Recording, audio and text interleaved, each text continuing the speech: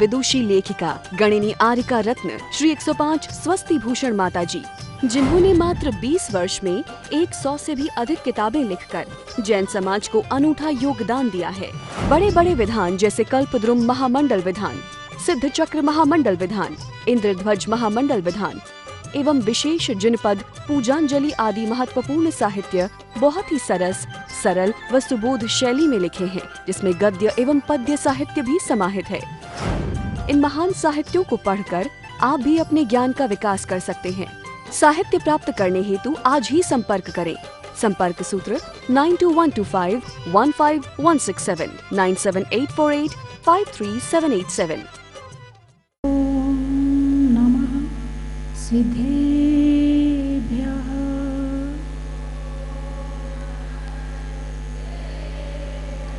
ॐ नमः सिद्धेभ्यः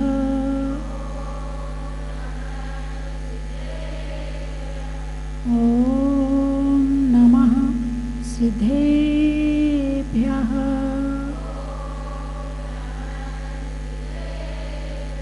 यस्य स्वयं स्वभावाप्तिरभावी कृत्सनिकर्मिणा तस्मै संज्ञानरूपाय नमोस्तु परमात्मने। बोले खजराट श्री आदिनाथ भगवान की, बोले भूगर्भ से प्रकृत अतिशयकारी श्री मुनि सुब्रतनाथ भगवान की, बोले चिंतामणि श्री पार्श्वनाथ भगवान की, विश्ववंदी श्री महावीर भगवान की, जिनवाणी माता की, परम पूज्य चाचा गुरुदेव श्री सन्मति सागर जी महाराज की, परम पूज्य चाचा गुरुदेव श्री ज्ञान सागर जी महाराज की। धर्म स्नेही बंधुओं, शरीर के आवश्यक कार्य इसलिए पूरे करते हैं कि शरीर को कष्ट ना हो। क्यों पूरे करते हैं? शरीर को कष्ट ना हो। आत्मा के आवश्यक कार्य क्यों करने चाहिए? देव पूजा, गुरु उपासना, स्वाध्याय, संयम, तप और दान क्यों पूरे करने चाहिए? ताकि आत्मा को कष्ट ना हो, ताकि आत्मा को कष्ट ना हो। शरीर की बात तो सारी पता है, मगर आत्मा की चर्चा बोलिए ना, समझ में नहीं आती है। आप भोजन बनाते हैं, एक थाली में भोजन में कितनी चीजें होती हैं? रोटी, दाल, 2 सब्जी, नमक, अचार, पापड़, कितनी गिनो ना। रोटी, दाल, 2 सब्जी, अचार, नमक, पापड़ और पानी। 8 चीज तो जरूरी है ना। अपने पेट में कितनी चीज चढ़ाते हो? अरे बोलिए ना, 8 चीज चढ़ाते हो ना। जब तक अष्ट द्रव्य भगवान को ना चढ़ा लो, तब तक ये 8 चीजें आपके पेट में नहीं चढ़नी चाहिए। हाँ, ताली बजाना तो अच्छे से बजा लो। इन्हीं हाथों से ये 8 चीजें हम पेट में चढ़ाते हैं और इन्हीं हाथों से ये 8 चीजें हम भगवान के चरणों में चढ़ाते हैं। जल, चंदन, अक्षत, पुष्प, नैवेद्य, दीप, धूप, फल और अर्घ। ये 8 चीजें हम भगवान को चढ़ाते हैं और कम से कम 8 चीजें क्या 80 हो जाएंगी आपकी। तो भगवान की तो 8 की 8 ही रहेंगी, मगर आपकी 80 हो जाती हैं। 8 तरह के तो आपके लिक्विड हो जाते होंगे। अरे बोलिए ना, होते नहीं होते हैं? हैं?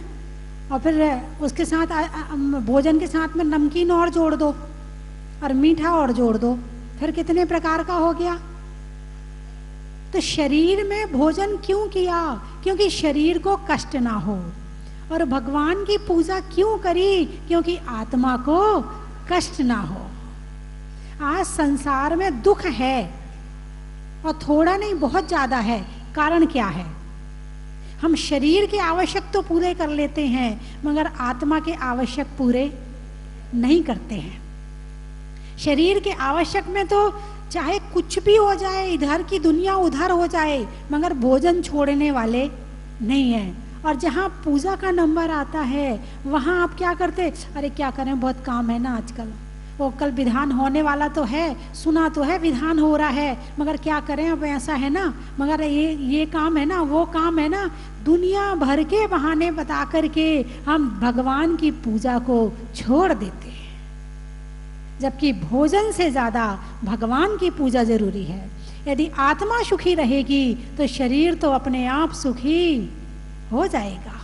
लेकिन हम शरीर के सुख की ज़्यादा चिंता करते हैं, आत्मा की तरफ ध्यान नहीं देते हैं। शरीर में कष्ट होता है, आत्मा में दुख होता है। आपके पास में कष्ट कम है और दुख ज़्यादा है।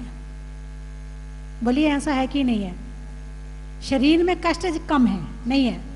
जरा सी दर्द हुआ, दवाई खा ली, भूख लगी, भोजन कर लिया, प्यास लगी, पानी पी लिया।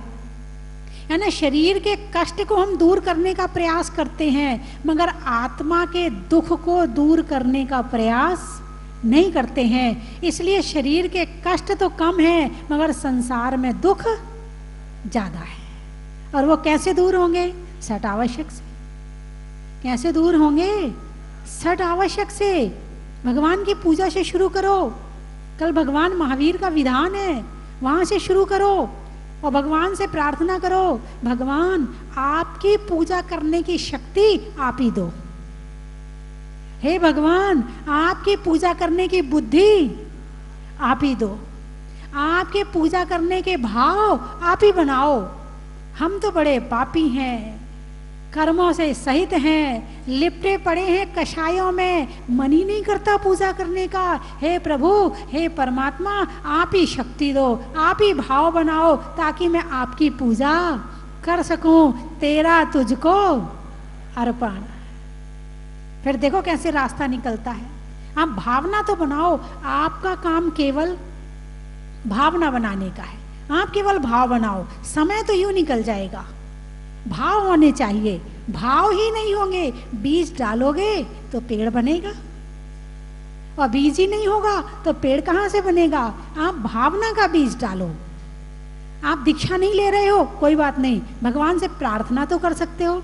भगवान मेरे कभी भाव बने कि मैं भी दीक्षा लूँ, मैं भी तपस्या करूँ, मैं भी आपके जैसे भगवान बनूँ। भाव बनाने में कोई पैसा लग रहा है क्या?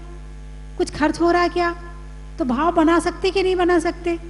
भावना का बीज तो डालते रहो। जितने धर्म के बीज भावना के पड़ सकें डालते रहो। कौन सा बीज कब पेड़ बनेगा पता नहीं है। और बीज ही नहीं डालोगे, अरे हम तो ले ही नहीं सकते दीक्षा, हमसे तो हो ही नहीं सकता। हम ये नहीं कह रहे आप दीक्षा लो, बिल्कुल नहीं कह रहे। हम क्या कह रहे हैं? भाव बनाओ। अरे देखो, जब माता जी दीक्षा ले सकती हैं तो हम क्यों नहीं ले सकते हैं? जब माता जी कर सकती हैं तो हम क्यों नहीं कर सकते हैं? जैसे ये संसार में रहती थी ऐसे हम भी संसार में रह रहे हैं। देख करके तो भाव हिम्मत आती नहीं आती किसी को। यदि मान लो हमसे कोई काम नहीं हो रहा है और सामने वाला कोई काम कर रहा है तो उसको देख करके हिम्मत आती नहीं आती? बहुत सारी महिलाएं आती, बोले अरे माता जी आपने तो महिलाओं का गौरव बढ़ा दिया। एक महिला तीर्थ बना सकती है, आपने तो करके दिखा दिया। बहुत महिलाएं आके मेरे से कहती हैं, तो मैंने कहा आपके अंदर भी शक्ति है। क्या कहा मैंने? आपके अंदर भी शक्ति है, जागृत करो, बीज डालो। प्रभु मुझे भी मौका मिले, मैं भी ऐसा काम करूं। केवल रोटी पानी तक मत उलझे रहो, केवल झाड़ू पोछा तक मत उलझे रहो। ये जिंदगी केवल झाड़ू पोछा लगाने को नहीं मिली है, ये जिंदगी केवल रोटी बनाने को नहीं मिली है। इस जिंदगी से बड़े बड़े काम हो सकते हैं, बड़ी बड़ी संभावनाएं हैं इस जीवन में। अभी देखो, मैं 4-5 दिन से यहाँ आई हूँ, मैंने यहाँ जाप बिठाई और जाप बिठाने में एक महिला ने 5 दिन में 600 माला फेरी, एक ने 400 माला फेरी, एक ने 200 माला फेरी हैं, नाम बाद में बताएंगे। और किसी ने 100, किसी ने 50, किसी ने 31, किसी ने 70। 5 दिन में 600 माला फेरने की संभावना तो है ना, फेर तो सकते हैं ना। समय वही 24 घंटा उनके पास भी है और वही 24 घंटा आपके पास भी है। वही 24 घंटा आपके पास भी है और वही 24 घंटा उनके पास भी है। बस रुचि की बात है, बस भावना की बात है। तुम भावना बनाओ, भगवान मैं खूब जाप करूं। घर में अपने 108 लौंग एक डिब्बी में रख लो, 11, 15, 21 लौंग दूसरी छोटी अलग रख लो, या आप कटोरी में रख लो, प्लेट रख लो, और रोज 108 लौंगों से रोज आप जाप करो घर में बैठकर। मैं ये नहीं कह रही कि आप यहीं आके करो, आपके घर में भी तो टाइम मिलता होगा ना। घर में प्रवचन सुनते हो नहीं सुनते हो? अरे बोलिए ना, कौन कौन सुनता है? अरे वाह, अभी बहुत सारे बाकी हैं, महिला बहुएं बाकी हैं, इनमें ही तो बीज डालना है। यदि इनमें बीज नहीं डलेगा तो हमारी आने वाली पीढ़ी तो कुछ भी करने वाली नहीं है। यदि वर्तमान की बहुएं यदि धर्मात्मा नहीं है तो आने वाली पीढ़ी तो पूरी मिथ्या दृष्टि पैदा होगी, और वर्तमान की बहुएं धर्मात्मा होंगी तो आने वाली पीढ़ी धर्म लेकर आगे चलेगी। धर्म से सुख होता है कि दुख? अरे बोलिए ना, धर्म का क्या काम है? दुख देना कि सुख देना? दुख से निकालकर सुख में पहुंचाना, ये धरित्व में सुख है। यानी क्या काम है? दुख से निकालकर सुख में पहुंचाना। क्यों नहीं समझ में आ रहा आपकी कि सुख जब भी मिलेगा धर्म से ही मिलेगा? वर्तमान में जो आपको मिल रहा है ये पुराना धर्म है जो आज आप बैठ के खा रहे हैं, और आने वाले समय में आपने नहीं किया तो आप ठन ठन गोपाल रहेंगे। फिर वहां रोने के अलावा दूसरा काम नहीं रहेगा। तो भगवान की देव पूजा, गुरु उपासना, संयम, तप और दान, ये 6 आवश्यक रोज पूरे करने चाहिए, प्रतिदिन पूरे करने चाहिए। प्रतिदिन के हैं, साल में एक बार के नहीं है। अरे हम तो हर साल में कोई भी साधु आता है तो साल में एक बार चौका लगा लेते, नहीं, ये तो प्रतिदिन का आवश्यक बताया है। मुनि को भोजन दे फेर निज करहि आहार है। पहले मुनिराज को आहार दो, उसके बाद में खुद भोजन करो। चलो कोई मुनिराज नहीं है आपके यहाँ पर, तो आप जब भोजन करने बैठते हो तो एक बार नमोकार मंत्र पढ़ने का नियम दिया था ना मैंने। कौन कौन का शुरू हो गया? भोजन के पहले एक बार नमोकार मंत्र पढ़ना, बस एक बार। काफी लोगों का शुरू हो गया है। जिन लोगों ने नहीं लिया वो अभी तक आपको पता नहीं था क्या? अरे बोलिए ना, नहीं पता था? चलो कोई बात नहीं, आज फिर से बता देती हूं कि पहले धर्म फिर कर्म। आप भोजन करने बैठे हैं तो कर्म है ये, तो सबसे पहले धर्म। एक बार नमोकार मंत्र पढ़ लो हाथ जोड़ के। संभव है कि नहीं है? आता है कि नहीं आता आप लोगों को? सबको आता है? कौन कौन पढ़ सकता है? हाथ उठाओ।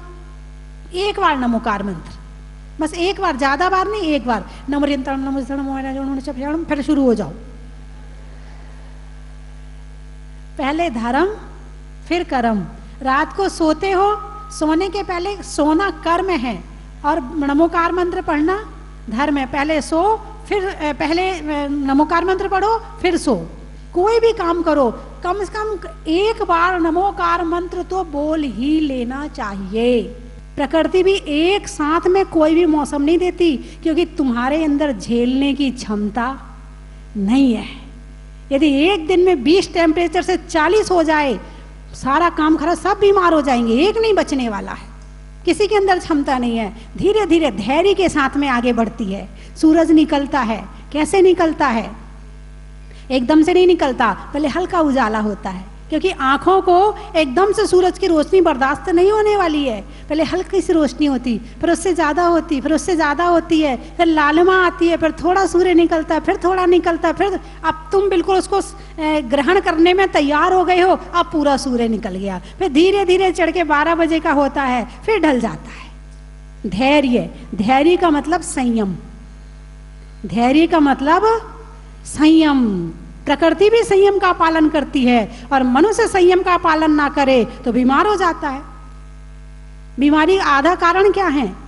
संसार में बीमारी के आधे कारण संयम की कमी है।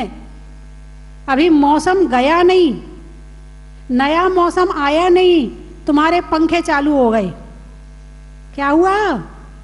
पंखे चालू हो गए, फुल पंखा, बहुत गर्मी लग रही है। पता चला सुबह उठ के जुकाम हो गया।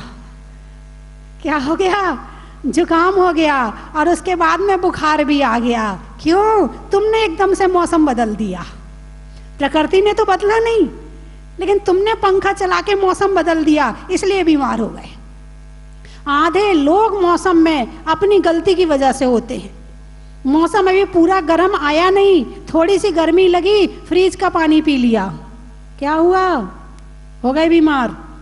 ये बड़ी छोटी छोटी बातें हैं, लेकिन ध्यान रखने योग्य हैं। जिस हिसाब से प्रकृति टेम्परेचर चेंज कर रही है, उसी हिसाब से तुम्हें अपना भोजन चेंज करना है। यदि तुम नहीं करोगे, संयम नहीं रखोगे, तो उस असंयम के कारण से किसको भोगना पड़ेगा? अरे बोलिए ना। हाँ, अभी कल ही कोई बता रहा था, बोले माता जी रात को गर्मी लग रही थी और थोड़े थोड़े मच्छर भी काट रहे थे, हमने फुल पंखा चला दिया। दूसरा कोई कमरे में आया, पंखा कम नहीं करना। दादा है ना, जिसकी लाठी उसकी भैंस चलती उसके घर में। अब बेचारी ने दूसरी ने पंखा नहीं कम तो नहीं किया, वो अपनी ओढ़ ढांक के सो गई, ये अपनी बिना ओढ़े ढाके और पंखे में सो, सुबह उठे तो बीमार। बात समझ में आई कि नहीं आई? धैर्य, खाने में धैर्य, बोलने में धैर्य, सोचने में धैर्य, काम करने में धैर्य। धीरे से करो। एकदम से किसी ने कुछ कहा, फटाफट जवाब दे दिया, बाद में सोचते रहो, पछताते रहो, अरे हमने ऐसा क्यों बोल दिया उसको, अरे थोड़ा सोच के बोला होता है। बोलो भी तो सोच के बोलो। तो ये संयम वाली चीजें, मन पर संयम, वचन पर संयम, काया पर संयम। कभी लड़ाई झगड़े हो रहे हैं, चुप हो जाओ। अभी गुस्सा आ रहा है, आज बात नहीं करेंगे भाई, आज मन नहीं आपसे बात करने का, हम कल बात करेंगे। क्यों? अभी गुस्सा आ रहा, अभी जो बोलेंगे सब गड़बड़ हो जाएगा, इसीलिए कल पे टाल दो। अब महिलाएं, नई नई बहुएं आती हैं, अब जिस घर में जाएंगे भाई 2 बर्तन होंगे, आवाज तो होगी ना, है? अब बहू को गुस्सा आ गया, सास ने कुछ कहा और बहू को गुस्सा आ गया, उसने फटाफट फोन उठाया और अपनी, अरे बोलो ना, मम्मी को घुमा दिया। अब मम्मी का तो बीपी हाई हो गया। मेरी बेटी की सास तो उसको बड़ा परेशान करती है, उसको डांट देती है, उसको ये चीज के लिए मना कर देती है। यहाँ पर बहू जी ने क्या किया, 2 मिनट तो गुस्सा रहा, इतने में पति देव आए, अपने हंस बोल के बात करी, हंसने बोलने लगी, और मम्मी जी बेचारी टेंशन में। उनको तो 24 घंटे का टेंशन नहीं, 48 घंटे का टेंशन हो गया, और यहाँ 2 मिनट में हंसने बोलने लगी। आप बताओ कौन समझदार? कभी भी आपको गुस्सा आए, उस समय अपने पीहर कभी फोन नहीं करना। उस दिन त्याग कर देना कि आज मुझे गुस्सा आ रहा है, मेरे विचार अच्छे नहीं हैं, आज मैं बात नहीं करूंगी। घर में फोन आ भी रहा है तो काट देना और भेज देना मैसेज, आज बात नहीं करूंगी, कुछ कारण है। कुछ कारण लिखो तो फिर उनको मन में कुछ हो जाएगा, पता नहीं क्या बात है। जो कुछ भी जैसा भी आपको सेट करना, ये आपकी स्थिति है। लेकिन जब आपको गुस्सा जिसके लिए आ रहा हो और किसी के लिए भी आ रहा हो, गुस्से में फोन पर नहीं बात करेंगे। इतना नियम हो सकता है क्या आपका? अरे बोलिए ना, पीहर फोन नहीं करेंगे। ऐसे चलो और जगह की तो छोड़ो, पीहर फोन नहीं करेंगे। कौन कौन कर सकता है गुस्से में पीहर फोन नहीं करेंगे? बड़ी उम्र वाली तुम तो छोड़ो, ये बहुओं की बात है। उठाइए हाथ, हाँ उठाइए हाथ। जो लोग टीवी में देख रहे हैं वो भी हाथ उठा लें कि गुस्से में फोन नहीं करेंगे। उठाइए ना हाथ, मैं देख नहीं पाई आपको अच्छे से। उठाइए, ये आपके भले के लिए है। याद रखना पड़ेगा, घर में लिख के टांग लेना, गुस्से में फोन नहीं करना है। फिर याद आ जाएगा, अपनी रसोई में टांग लेना कि गुस्से में फोन नहीं करना है, तो आपको याद रहेगा। चलिए उठाइए, अच्छे से उठाइए, मैं देख नहीं पा रही। हाँ पीछे वाले, अभी ये वाला मोहल्ला भी हाथ नहीं उठाया, ये हाथ बांध के बैठे हैं। हाथ बंधे किसी के नहीं होना चाहिए। महावीर जी आप भी गुस्से में फोन नहीं करेंगे। आपको तो व्यापारी को करना ही पड़ता है, इसलिए मैंने पीहर का ज्यादा नियम दिया है, क्योंकि कई बार होता कि जरूरी हो जाता है तो किसी को डराना धमकाना हो, वैसे गुस्सा नहीं करना है, लेकिन किसी को डराने धमकाने के लिए, काम करवाने के लिए करना पड़ता है ना। लेकिन पीहर तो कभी फोन मत करना। और सास बहू आपस में नियम ले लेना दोनों, कि दोनों फोन नहीं करेंगे अपने अपने पीहर जब गुस्सा आएगा। आप कहोगे सास का तो पुराना पीहर हो गया, उन्हें कौन सी टेंशन होने वाली है। नहीं नहीं भाई, ऐसी बात थोड़ी है, प्रेम तो है ना फिर भी। तो इसका मतलब ये है कि आपने वचन पर संयम ले लिया। क्या किया आपने? मन पर संयम नहीं आ पाया, क्रोध तो आ ही गया। और ये भी आपको पता है कि क्रोध 24 घंटे रहता नहीं है, ये भी आप जानते हो। कोई भी जीव 24 से 24 घंटे क्रोध में रह ही नहीं सकता है। और अंतर मुहूर्त काल कषाय के बदलने का है। शास्त्रों के अनुसार अंतर मुहूर्त के अंदर कषाय बदल जाती है। क्रोध, मान, मान, माया, माया, लोभ, कुछ ना कुछ चेंज होती रहेगी। तो क्रोध बदलेगा ही बदलेगा, ठंडा जरूर होगा। ऐसा नहीं हो कि कुछ लोग क्रोध में बड़ी जल्दी निर्णय ले लेते। जो लोग क्रोध में निर्णय ले लेते हैं वो बाद में पछताते हैं। ऐसी बहुत लड़कियां आई हमारे पास में, बोले माता जी जब वहाँ थे ससुराल में तो जब लड़ाई झगड़े होते थे तो बड़ा गुस्सा आता था, ऐसा लगता था भाग जाओ यहाँ से। और फिर एक दिन तो मैं कह के आ गई कि अब मैं तुम्हारे यहाँ कभी नहीं आऊँगी। गुस्से में मैं कह के आ गई। अब यहाँ आकर मेरा गुस्सा ठंडा हुआ, अब मन करता है कि वापस ससुराल जाना है। अब मन कर रहा है कि वापस ससुराल जाना है। अब ससुराल वाले कहते हैं हम तो नहीं रखेंगे। अब करूँ तो क्या करूँ? पति फोन भी नहीं उठाता मेरा। अब पछताती रहो बैठ करके। बात समझ में आई कि नहीं आई? तुमने यदि अपना क्रोध अपने परिवार वालों को बताया, वो तुम्हारे प्रति दया भाव रखेंगे, आजा बेटी घर में आजा, बाद में देख लेंगे जो होगा। उनने बुला लिया तुम्हें घर में, और यहाँ तुम अपना पूरा रूप दिखा के गई, तो जो पूरा तुम्हारा दुर्गा का रूप देखेगा वो तुम्हें वापस बुलाना चाहेगा क्या? भले तुम बाद में पछता रही, कुछ भी कर रही हो, हैं, नहीं बुलाना चाहेगा। अब तुम पछताते रहो। अब भगवान से प्रार्थना कर रहे, हे भगवान मेरा पति मेरे से फोन पे बात कर ले, हे भगवान मेरी सास मुझे बुला ले। लेकिन यदि उस समय संयम रख लिया होता, जिस समय लड़ाई झगड़ा हो रहा था उस समय थोड़ा संयम रख लिया होता, उस समय दो बात सुन करके उस समय शांति का वातावरण बना लिया होता, तो आज ये नौबत नहीं आती। बहुत से लोग नौकरी छोड़ देते हैं, फिर बाद में पछताते रहते हैं। आपस में स्टाफ में किसी से लड़ाई हुई, नौकरी छोड़ दी। कुछ लोग व्यापारियों को छोड़ देते हैं, फिर बाद में कहते अरे कि उससे व्यापार इतना बढ़िया चलता था, मुझे तो फालतू ही गुस्सा आ गया।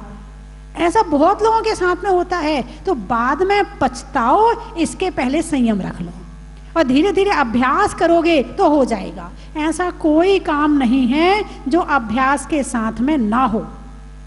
बस अपने घर में लिख के टांगना पड़ेगा आपको कि गुस्से में किसी को फोन नहीं करना है।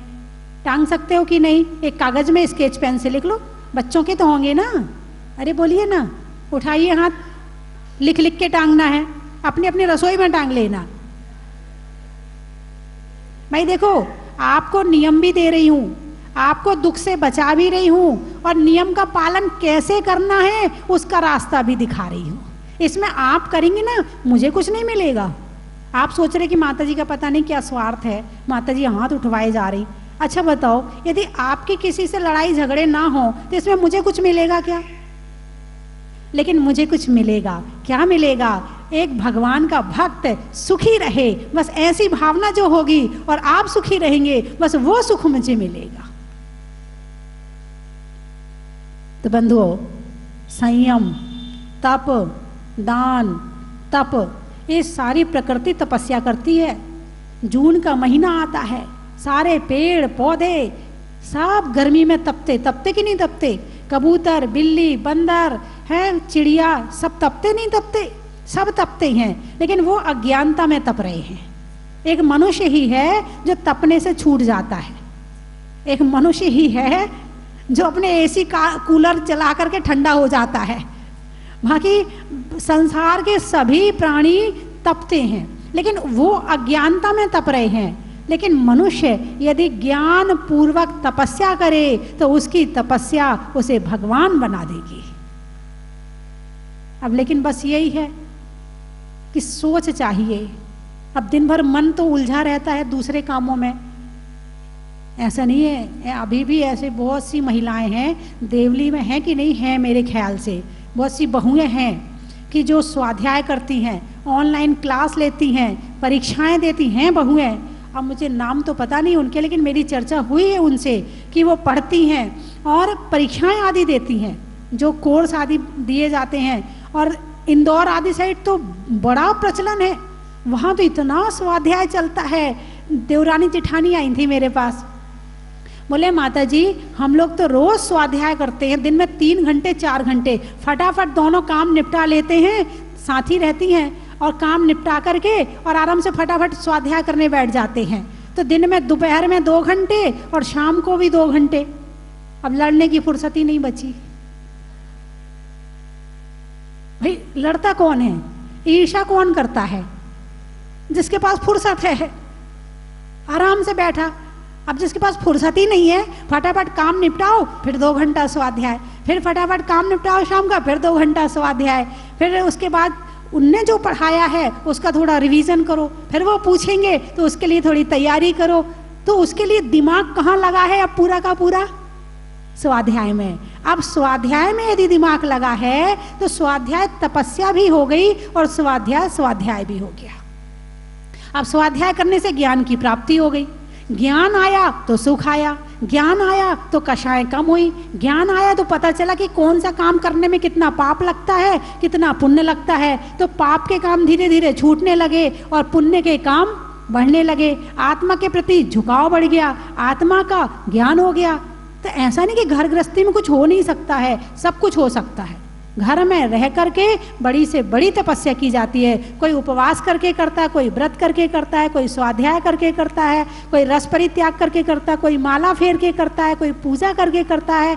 करना चाहिए, और नहीं करते हो तो इसमें किसी का कुछ नहीं गड़बड़ होने, जो होगा वो तुम्हारा ही होगा, किसी और का कुछ भी होने वाला नहीं है। तो मेरी बात आपकी समझ में आ गई? अरे बोलिए ना। तो आज से आप लोग अपने घर में वो लिख के टांग लेना कि गुस्से में किसी को फोन नहीं करना, और अपने रसोई में टांगना ताकि बार बार नजर पड़े। तो इससे क्या, देव पूजा, गुरु उपासना, स्वाध्याय, संयम, तप और दान धीरे धीरे करके आपके 6 आवश्यक पूरे होने लगेंगे, है ना। चलिए मैं 3 चीजें बोलूंगी, आपको कहना बड़ा ही महत्व है। नदी में नाव का, शरीर में पाँव का, और बीज डालने में भाव का, अनाज में दाने का, इनाम में पाने का, और आपके द्वारा विधान में आने का। चलो ये सही है, अनाज में दाने का, इनाम में पाने का, और कल सबके महावीर विधान में बैठने का। ये पूजा, देव पूजा की चर्चा भी चल रही है और कल आपकी परीक्षा की घड़ी भी आ गई है। अब देखो कितने पास होते हैं। कुछ जहाजपुर से नाम आए हैं, गुरुओं के आशीर्वाद का नहीं होने में विवाद का, और आने वालों में नसीराबाद का, गाने में सुर का, नृत्य में नूपुर का, आने वालों में परतापुर, कानपुर, जयपुर का, रंगों में हरा का, गांव में दरा का, और आने वालों में मालपुरा का, फलों में बेरी का, नहीं होने में देरी का, और आने वालों में पांडिचेरी का, गाने में सुर का, देवों में असुर का, और आने वालों में जबलपुर का, प्रभु की मूरत का, मनुष्यों की जरूरत का, और आने वालों में सूरत का, जनवरी में जाड़ा का, जाड़े में काढ़ा का, आने वालों में तलवाड़ा का, जिले में महापौर का, खाने में कौर का, और आने वालों में इंदौर का, अनाज में चना का, गर्मी में पना का, आने वालों में बीना का, पूछने में हाल का, होने में निहाल का, और आने वालों में भोपाल का, बाल कटाने में नाई का, बरसात में काई का, और आने वालों में निवाई का, चेहरे पर नैन का, बोलने में बैन का, आने वालों में उज्जैन का, महिलाओं में कड़ा का, भोजन में बड़ा का, और आने वालों में कैलवाड़ा का,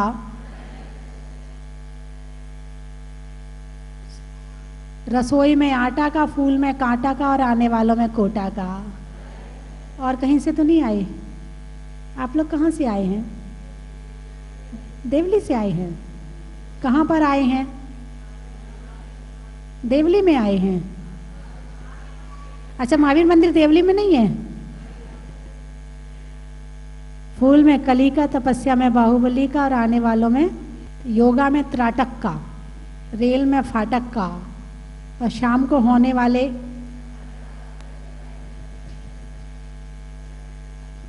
स्वर्ग में इंद्र का, करने में जय जिनेंद्र का, और शाम को होने वाले नाटक में इंद्र का, अंगूठी में मणि का, अंगूठी में मणि का, भोजन में कढ़ी का, और शाम को बनने वाली इंद्राणी का।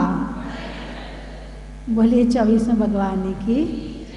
मुनि सर्वनाथ भगवान अपने आप में एक चमत्कारिक प्रतिमा जी हैं। जैसे ही कल मैं यहाँ जहाजपुर में प्रवेश किया, मैं स्वयं एक सिविल इंजीनियर हूँ, और जब मैंने ये सारा कंस्ट्रक्शन देखा तो मैं आश्चर्यचकित रह गया कि 4 साल में इतना बड़ा स्ट्रक्चर कोई महान जो है चमत्कारी भगवान ही खड़ा कर सकते हैं। मैं स्वयं एक सिविल इंजीनियर हूँ, और मैं बहुत बड़े डैम, बहुत बड़े बांध, बहुत बड़ी परियोजनाएं मतलब बनाता हूँ। मैं माही परियोजना में भी रहा हूँ, मैं बाणसागर परियोजना में भी रहा हूँ, लेकिन जो सिविल कंस्ट्रक्शन इतना उत्कृष्ट, इतना अद्वितीय जो मैंने यहाँ देखा, आज तक मैंने कहीं नहीं देखा। तो मुनि सर्वनाथ भगवान का तो चमत्कार है ही, साथ ही स्वस्ति भूषण माता जी का तो मेरे मतलब आंखों में कल से ही झूल रही माता जी को उनके दर्शन कर लूं, क्योंकि वो माता जी का ही चमत्कार है और भगवान का चमत्कार है। और माता जी तो कहती हैं कि मुनि सर्वनाथ भगवान से जो भी मांगना हो, पिताजी सरीखे उनको मतलब आप मांगेंगे तो आपको जरूर मिलेगा। बहुत चमत्कारिक जगह है जहाजपुर। बोलो मुनि सर्वनाथ भगवान की जय। पहले जब आया था तो इसका एक कल्पना की जा रही थी, एक जहाज के आकार का यहाँ पे मंदिर बनाया जाए, और एक छोटे से कमरे में हमारे भगवान जी विराजमान थे। बड़ा अच्छा लगा और देखा बड़ा प्रतिभा है। तो हमारी माता जी ने, सतभूषा माता जी ने बोला कि तुम आए हो तो कुछ करके जाओ। तो मैंने फिर एक मूर्ति के लिया नियम कि मैं एक मूर्ति दूंगा। बहुत अच्छा हुआ, लेकिन इसके बाद मैं फरवरी में जब पंच कल्याणक हुआ, मैं किसी कारणवश नहीं आ पाया। अब मेरे को सौभाग्य मिला कि मैं यहाँ पे आया, और 4 साल 5 साल बाद इतना भव्य, मैं देखते ही रह गया कि इतना भव्य ये मंदिर बना है कि इतनी जल्दी मैं इसकी कल्पना मात्र भी कर नहीं पाता था। धन्यवाद। मेरी आत्मा पसंद हो गई। माता जी ने जो कमाल दिखाया है, माता जी को मैं करीब बचपन से माता जी को जानता हूं मैं। आज माता जी ने जो है ऐसा कर दिया है जहाजपुर को कि सारा ही वर्ल्ड जहाजपुर को दिख रहा है, सारा हिंदुस्तान नहीं, सारा वर्ल्ड में जहाजपुर का नाम हो गया है। माता जी ने इतना सुंदर, इतना अतिशयकारी चमत्कारी प्रतिमा यहाँ विराजमान करके दुनिया के सारे कष्ट मिटा दिए। जो यहाँ पे आता है सबके संकट कट जाते हैं। जो सच्चे मन से मुनि सर्वनाथ को लाता है उसका बेड़ा पार हो जाता है। कहते हैं ना, एक बार बंदे सो कोई ताको नरक पशुपति नहीं होए। तो एक बार जहाँ पे मुनि सर्वनाथ भगवान का सच्चे मन से उठा लेता है, वो संसार से पार हो जाता है, सारे कष्ट मिट जाते हैं, रोग शोक सब संकट हट जाते हैं। ऐसा माता जी ने चमत्कार दिखलाया। माता जी की जय। जय हो मुनि सर्वनाथ भगवान की जय। आप अपनी स्वीकृति 9782063107 इन नंबरों पर दे सकते हैं। पूरे कार्यक्रम का जय जिनेंद्र बंधुओं, बहुत दिनों के लंबे इंतजार के बाद और जहाज मंदिर में अतिशयकारी मुनि सर्वनाथ भगवान के विराजमान होने के बाद में आने वाली 13 मार्च 2021 को पहली शनि अमावस्या पर भूगर्भ से प्रकटित शनिग्रह निवारक मुनि सर्वनाथ भगवान के मस्तक पर 1008 कलशों से महामस्तकाभिषेक होगा। बंधुओं, शनि अमावस्या पर मुनि सर्वनाथ भगवान का अभिषेक करना महान फलदायी होता है, और हम सबके महान पुण्य के उदय से जहाज मंदिर में विराजमान होने के बाद पहली शनि अमावस्या पर हम सबको भगवान का अभिषेक करने का, शांति धारा करने का सुनहरा मौका और पूज्य गुरु माँ गणनी आर्य का स्वस्ति भूषण माता जी का मंगलमय आशीर्वाद प्राप्त करने का मौका मिला है। आप यहाँ पधारें और उस दिन बड़े बाबा का अभिषेक करें, शांति धारा करें। 4 तरह के कलश है। रजत कलश 5100 रुपये, स्वर्ण कलश 11,000 रुपये, हीरक कलश 21,000 रुपये और रत्न कलश 51,000 रुपये की न्योछावर राशि है। बंधु, मैं तो चाहता हूं आप यहां पधारे और स्वयं बड़े बाबा का अभिषेक करें, शांति धारा करें। लेकिन यदि आप नहीं आ सकते हैं तो भी आप अपने नाम से यहां पर कलश आरक्षित करवा सकते हैं। आपके नाम से अभिषेक शांति धारा यहां पर होगी। उसी दिन दोपहर में 1 बजे से राष्ट्रीय युवा सेमिनार यहाँ पर होगा। एक यूथ सेमिनार होगा जिसमें 18 वर्ष से 45 वर्ष के युवक और युवतियाँ सब उसमें भाग ले सकते हैं। आप सभी इन कार्यक्रमों में सादर आमंत्रित है। साथ ही 10 मार्च 2021 को भगवान का जहाज मंदिर में विराजमान होने के बाद पहला निर्वाण कल्याणक महोत्सव यहाँ मनाया जाएगा और सन 21 में 20 किलो का निर्वाण लड्डू 20वें तीर्थंकर मुनीश्वर नाथ भगवान के समक्ष अर्पित किया जाएगा, पूरे भावों के साथ में, भक्ति के साथ में और पूज्य गुरु माँ के पावन सानिध्य में। तो आप सभी सादर आमंत्रित है। आप अपनी सूचना स्वस्ति धाम में दे सकते हैं। आप अपनी स्वीकृति 9782063107 इन नंबरों पर दे सकते हैं। पूरे कार्यक्रम का सीधा प्रसारण पारस चैनल पर होगा। धन्यवाद। कंचन की थाल को सजाओ रे आज, रत्नों की थाल को भर लाओ रे आज। आओ आओ करे रे गुणगान आरती भगवन की। आओ आओ करे गुणगान आरती भगवन की। आओ आओ करे रे गुणगान आरती भगवन की।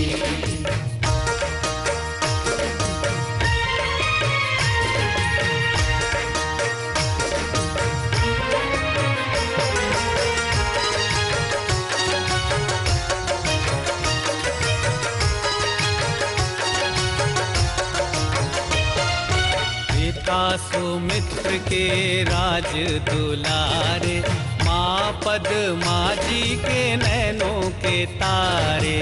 सीता सुमित्र के राज। परम विदुषी लेखिका गणिनी आरिका रत्न श्री 105 स्वस्ति भूषण माता जी, जिन्होंने मात्र 20 वर्ष में 100 से भी अधिक किताबें लिखकर जैन समाज को अनूठा योगदान दिया है। बड़े बड़े विधान जैसे कल्पद्रुम महामंडल विधान, सिद्ध चक्र महामंडल विधान, इंद्रध्वज महामंडल विधान एवं विशेष जिनपद, पूजांजलि आदि महत्वपूर्ण साहित्य बहुत ही सरल व सुबोध शैली में लिखे हैं, जिसमें गद्य एवं पद्य साहित्य भी समाहित है। इन महान साहित्यों को पढ़कर आप भी अपने ज्ञान का विकास कर सकते हैं। साहित्य प्राप्त करने हेतु आज ही संपर्क करें।